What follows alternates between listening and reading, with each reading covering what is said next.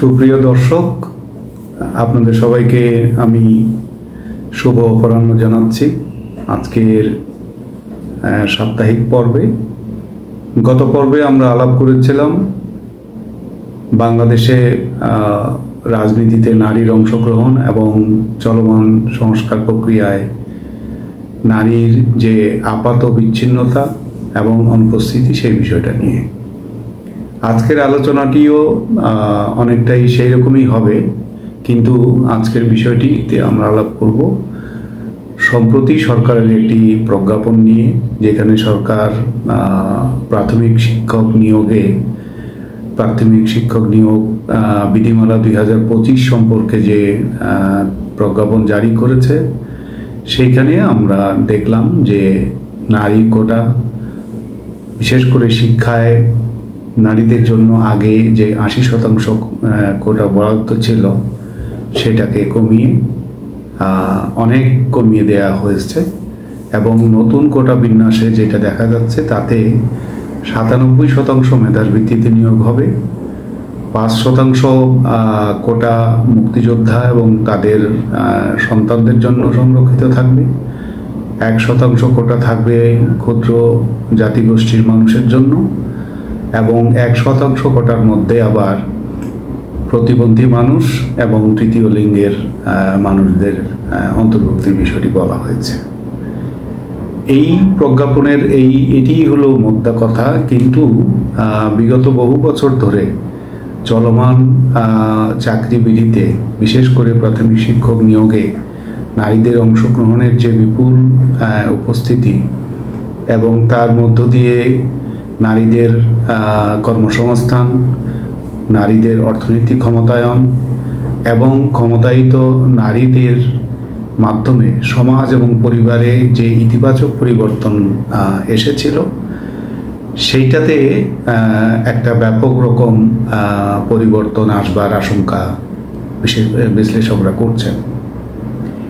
আমি ব্যক্তিগতভাবে একজন উন্নয়ন কর্মী হিসেবেও মনে করি যে বাংলাদেশে নারীদের ক্ষমতায়নের জন্য সর্বাগ্রে যতগুলো বিষয় প্রয়োজন তার মধ্যে তার একটি কর্মসংস্থান অথবা নিয়মিত আয়ের একটি ব্যবস্থা থাকা বাঞ্ছনীয়। যেহেতু বাংলাদেশের অধিকাংশ নারী প্রচলিত সমাজ ব্যবস্থায় বা পুরুষতান্ত্রিক সমাজ কাঠামোতে পুনরুৎপাদনমূলক কাজে বা রিপ্রোডাক্টিভ ওয়ার্কের মধ্যে তার একটা বড় সময় বা জীবনের একটা অধিকাংশ সময় সেখানে ব্যয় করে, যার কারণে তারা সেই কাজের বাইরে তার জীবনকে সাজানোর জন্য, তার জীবনকে নতুন বিন্যাসে দেখবার জন্য এবং সেই কাজে বাড়ির বাইরে এসে তার নেতৃত্ব দেবার যে ক্ষমতা, অন্তর্নিহিত ক্ষমতা, সেটার প্রকাশ কিন্তু তারা করতে পারে না। আমরা বাংলাদেশ সরকারের বিগত সময়ে নারীদের অংশগ্রহণে এবং সরকারি প্রাথমিক শিক্ষক নিয়োগের ক্ষেত্রে যে যুগান্তকারী পদক্ষেপ নেওয়া হয়েছিল, যে প্রাথমিক শিক্ষক নিয়োগের ক্ষেত্রে নারীরা একটা নিরঙ্কুশ কোটা পাবেন, অর্থাৎ 80%ই হবে নারী, এবং তাদের শিক্ষার যোগ্যতার ক্ষেত্রেও কিন্তু শিথিলতা বিশেষ করে শুরুর দিকে ছিল, যার কারণে আমরা গ্রামে গঞ্জে বা আমাদের চেনা পরিচিত পরিবারগুলোর মধ্যে অধিকাংশ পরিবারেই কিন্তু প্রাথমিক শিক্ষায় একজন শিক্ষিকা হিসাবে পরিবারের একজন সদস্যকে দেখতে পাই এবং সেই নারীর চাকরিতে অংশগ্রহণ, পরিবারে তার আর্থিক কন্ট্রিবিউশন এবং সেই বর্ধিত আয় বা নতুন কর্মসংস্থানের ফলে তার যে আর্থিক ক্ষমতায়ন, সেই আর্থিক ক্ষমতা দিয়ে সে যেভাবে করে পরিবারকে নতুন করে বিন্যাস করে, পরিবারে খাদ্য নিরাপত্তার ক্ষেত্রে তার যে ভূমিকা, সন্তানদের শিক্ষায় বিনিয়োগের ক্ষেত্রে তার যে ভূমিকা এবং পরিবারের অন্যান্য উন্নয়নমূলক কাজেই নারীর যে সিদ্ধান্ত গ্রহণ প্রক্রিয়ায় অংশগ্রহণের সুযোগ, সেটার ইতিবাচক ফলাফল আমাদের সমাজের সর্বত্রই কিন্তু দৃশ্যমান। এরকম একটি বাস্তবতা থেকে নতুন এই প্রজ্ঞাপন এবং মহামান্য আদালতের রায়ের ফলে যে প্রজ্ঞাপন আসলো, তাতে করে কিন্তু আমাদের মতো আমরা যারা উন্নয়ন কর্মী হিসেবে কাজ করি, সমাজ উন্নয়নের নানা রকম দিক সম্পর্কে যারা আমরা গবেষণা করি বা চিন্তা ভাবনা করি, আমাদের জন্য এটা নিতান্তই একটা আতঙ্কের খবর হিসেবেই আমরা দেখছি। যদিও আমরা প্রেক্ষাপটটি জানি, গত বছর কোটার পরিবর্তে মেধাভিত্তিক নিয়োগের ক্ষেত্রে যে আন্দোলন গড়ে উঠেছিল এবং সেই আন্দোলন 2018 সালে প্রথম শুরু হয় এবং গত 2024 সালে তার একটা অন্যরকম ব্যাপ্তি এবং ব্যাপকতা দুটোই বেড়ে যায় এবং সেখানে চাকরি কোটার আন্দোলনের পরিবর্তে একটা পর্যায়ে সেখানে কিন্তু বৈষম্যের দাবি, সেখানে রাষ্ট্র ব্যবস্থার নতুন বন্দোবস্তের দাবি, নতুন রাজনৈতিক ব্যবস্থা গড়ে তোলার দাবি এবং সর্বত্র বিদ্যমান যে অগণতান্ত্রিক আচরণ, সরকারি প্রতিষ্ঠানসমূহকে রাষ্ট্রীয় বা সরকারি দলের পক্ষে ব্যবহারের যে অসৎ উদ্দেশ্য, সেটাকে কমব্যাট করার জন্য, সেটাকে ফাইট করার জন্য কিন্তু আন্দোলনটি পরে আর কোটার মধ্যে শুধু থাকেনি, পরে সেটি সরকার পরিবর্তনের এক দফা দাবিতে পরিবর্তিত হয়। 5ই আগস্টে পরিবর্তিত বাস্তবতায় দেশে একটি নতুন পরিবেশ তৈরি হয়েছে।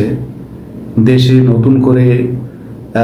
একটি অন্তর্বর্তীকালীন সরকার দায়িত্ব নিয়েছেন এবং সেই ছাত্রদের গণবিপ্লবের যে মূল আকাঙ্ক্ষা, বৈষম্য বিরোধী একটি রাজনৈতিক বন্দোবস্ত তৈরি, সেটাকে অগ্রাধিকার দিয়ে সরকারের কার্যক্রম চলছে এবং তার জন্য যে সমস্ত সংস্কার কার্যক্রম গ্রহণ করা হয়েছে, সেখানে কিন্তু শিক্ষা সংক্রান্ত সংস্কার কমিশন গঠন করা হয়নি এবং তার ফলেই দেখা যাচ্ছে যে শিক্ষাক্ষেত্রে যে সমস্ত বিদ্যমান কাঠামোগত বাধা রয়েছে, বিশেষ করে নারীদের ক্ষেত্রে, সেই বাধাগুলো তো গত 1 বছরে আরও বেড়েছে, বই কমেনি। যার কারণে নতুন এই বিজ্ঞাপনটির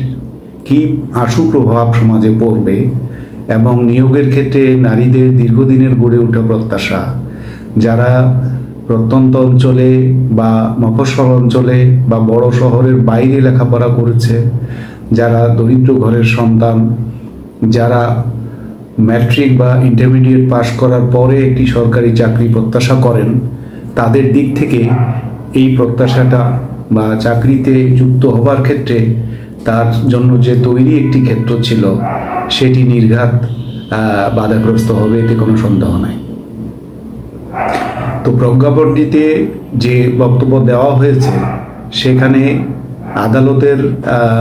দেয়া রায় সম্পর্কে বলা হয়েছে এবং সাথে উল্লেখ করা হয়েছে যে 93% মেধা কোটার বাইরে যে 7% রয়েছে, সেই কোটাটাকে সরকার চাইলে তার নীতি নির্ধারণী ক্ষমতার মধ্য দিয়ে কম বেশি করতে পারবে। এইটাই একটা আশার কথা এবং এই বিষয়ে আমরা আমাদের দিক থেকে দাবি তুলতে পারি যে এই 7% কোটার মধ্যে নারী কোটাকে বৃদ্ধি করা এবং কোনোভাবেই যাতে 97% মেধা কোটার মধ্য দিয়ে সরকারি চাকরিতে, বিশেষ করে প্রাথমিক শিক্ষায় শিক্ষিকা হিসাবে যুক্ত হবার জন্য নারীদের পথ বন্ধুর হয়ে না উঠে, কণ্টকাকীর্ণ হয়ে না যায়। ফলে যদি সেরকম কোনো উদ্যোগ বা সমাজের সকল স্তরের পক্ষ থেকে যদি একটি জোরালো দাবি এই পর্যায়ে না ওঠে, তাহলে নতুন প্রজ্ঞাপন অনুযায়ী নিয়োগ শুরু হলে আমরা সমাজে একটি ব্যাপক পরিবর্তন এবং সেটা নেতিবাচক অর্থেই হবে বলে আশঙ্কা করছি। যার কারণে